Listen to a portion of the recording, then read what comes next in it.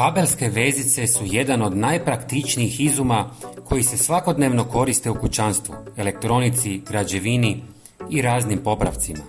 Prvobitno su izumljene 1958. godine za organizaciju žica u zrakoplovnoj industriji, a danas se koriste u svemu, od građevine i automobila do hitnih situacija, a čak i forenzičkih izraka kao improvizirane lisice.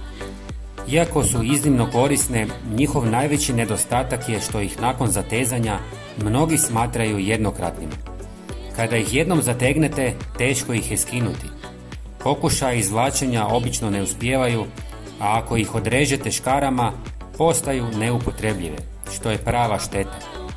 Koliko često vam se desilo da ih zaključate, ali kasnije se predomislite i želite nešto promijeniti. Zato ću vam danas pokazati trik kako ih otključati bez ikakvih alata, koristeći samo mali mehanizam koji se nalazi u njihovoj glavi. Prvo, moramo razumjeti kako taj mehanizam funkcionira.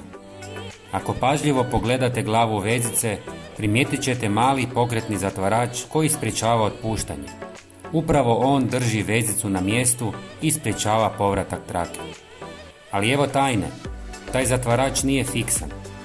Ako ga pomaknete odvijačem ili tankim predmetom u suprotnom smjeru, on će popustiti, a vi ćete moći jednostavno izvući vezicu bez oštećenja.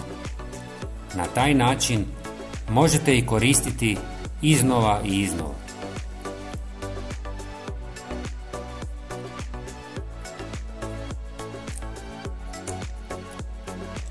Prijatelji, pogledajte i naš sljedeći koristan video na vašem ekranu.